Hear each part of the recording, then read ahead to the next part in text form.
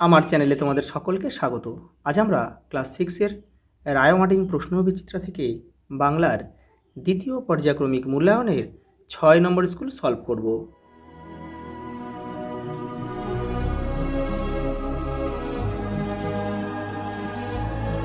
দেখো 6 নম্বর স্কুল, যারা আগের সেটগুলো দেখোনি তারা চ্যানেলের প্লেলিস্টে যাবে, ওখানে কিন্তু বাংলা, ইতিহাস, ভূগোল, পরিবেশ সবই দেওয়া আছে, একটাই প্লেলিস্ট করা আছে, ওখান থেকে সব তোমরা দেখে নিও। দেখো প্রথম প্রশ্ন কি বলেছে, মাটি আমাদের, পৃথিবীটা তোমাদের। কথাটা বলেছে কে?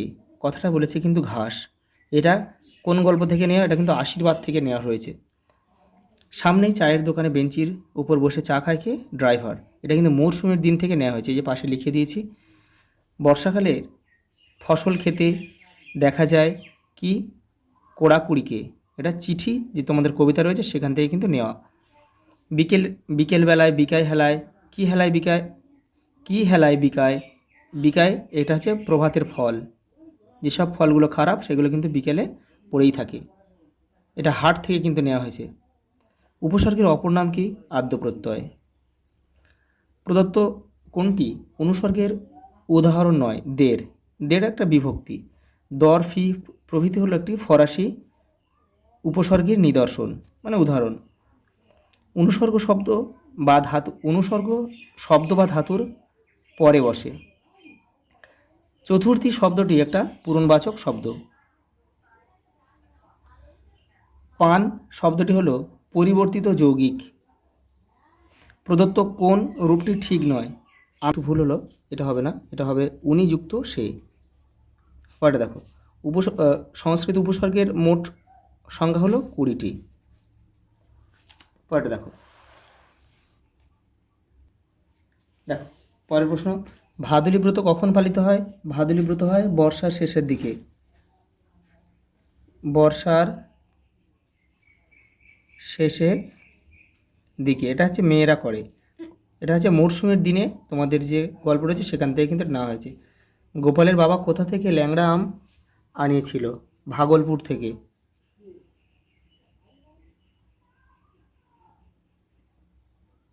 ভাগলপুর থেকে। আশীর্বাদ গল্পে জল কেমন করে হেসে উঠেছিল? জল হচ্ছে ঢেউ তুলে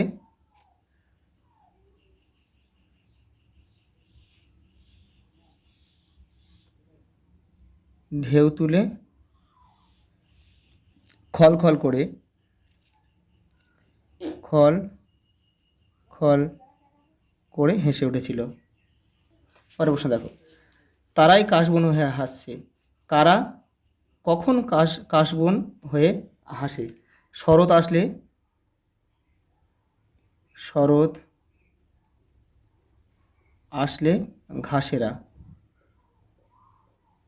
ঘাসেরা কাশবন হয়ে হাসে। কার ডাকে রাত্রি নেমে আসে? এটা হচ্ছে একক, একক কাকের ডাকে। এটা কিন্তু হাট থেকে নেওয়া হয়েছে, হাট কবিতা থেকে নেওয়া হয়েছে। আর আগেরটা কিন্তু আশীর্বাদ থেকে নেওয়া হয়েছে।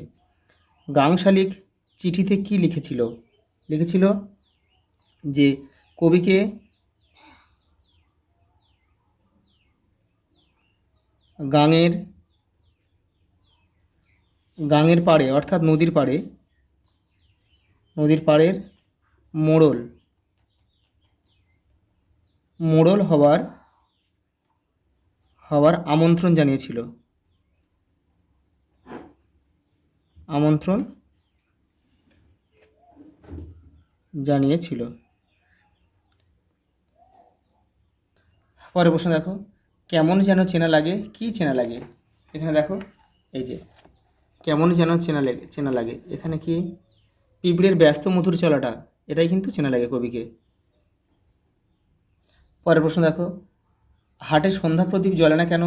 কারণ হাটের সন্ধ্যাবেলায় কেউ থাকে না। তোমরা এটা লিখতে পারো যে বিকেলের মধ্যে বেচাকেনা সেরে হাট থেকে যে যার মতো নিজের ঘরে ফিরে যায়, তাই জনমানবহীন হাটে সন্ধ্যা প্রদীপ জ্বলে না।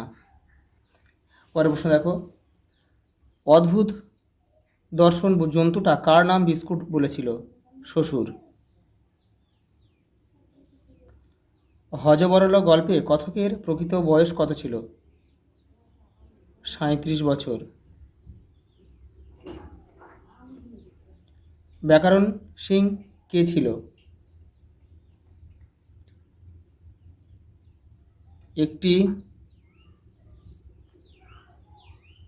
শিংওয়ালা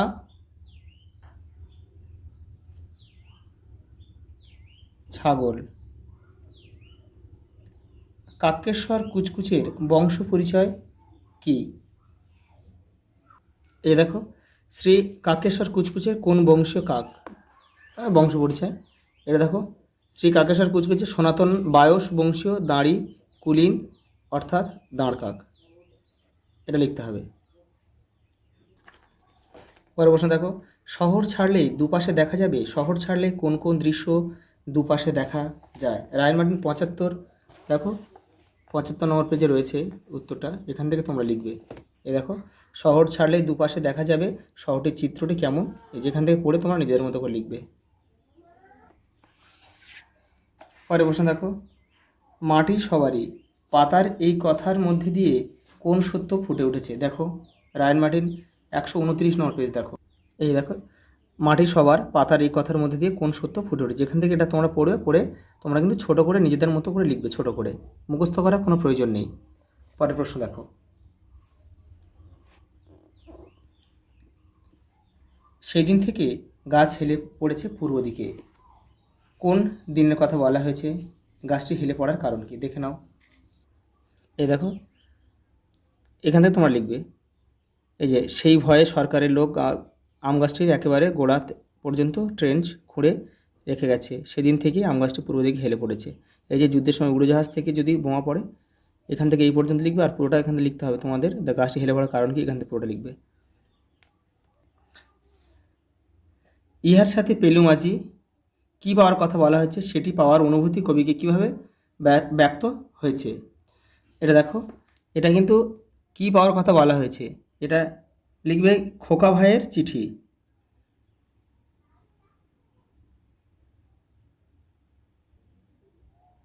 খোকা ভাইয়ের চিঠি। দেখো, সেটি পাওয়ার অনুভূতি কবিকে কীভাবে ব্যক্ত হয়েছে, দেখো এটা এইখান থেকে তোমাদের লিখতে হবে। এই যে দূর আকাশে সুনীল পাতায় পাখিরা সব ঝাঁকে ঝাঁকে, এখান থেকে তোমরা এটা লিখতে হবে তোমাদের। এটা 69 না, এটা 70, রায়ন মার্টিন 70 নম্বর পেজ এটা। পরেরটা দেখো, মাটির বুকে যারাই আছে এই দুদিনের ঘরে, দুদিনের ঘর বলতে কি বোঝো? কে, দেখো কে সবাইকে কীভাবে এই দুদিনের ঘরে আদরে ঘিরে রাখে। দেখো, দুদিনের ঘর বলতে কিন্তু আমাদের ক্ষণস্থায়ী জীবনকালকে কিন্তু কবি বুঝিয়েছে, দেখে নাও। এই দেখো, এখান থেকে তোমরা এই যে মাটির বুকে যারাই আছে এই দুদিনের ঘরে, এখান থেকে তোমরা এটা পড়ে ছোট করে লিখে নেবে। দেখো, একটা প্রশ্ন বাদ গেছে, দিবসে ও সন্ধ্যায় হাটের চিত্র কেমন হয় তা হাট কবিতা অনুসরণে লেখো। এটা তোমরা নিজেরা করতে পারবে, যে দিনের বেলা বেচাকেনা হয় আর রাত্রিবেলা কিন্তু সেখানে পড়ে থাকে। এই যে এটা লিখবে, সকালে হাট বেচাকেনা করতে আশেপাশে 10-12টি গ্রাম থেকে লোক যাতায়াত করে, এখান থেকে এটা লিখলে হয়ে যাবে তোমাদের। পরের প্রশ্ন দেখো, হিজি বিজবিজ সাংঘাতিক রকম হাসছিল কেন?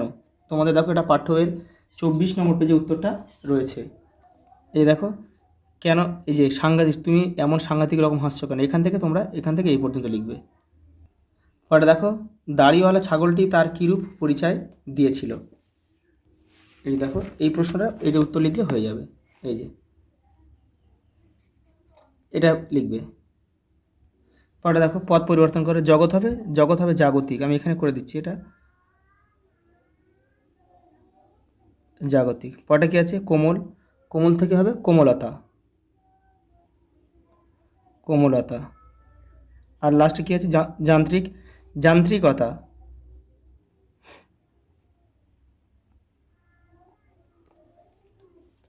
দেখো, রচনাটা তোমরা এটা ব্যাকরণ বইয়ের পিছনে কিংবা সহায়িকা বইয়ের পিছনে রয়েছে, এটা করে নিও।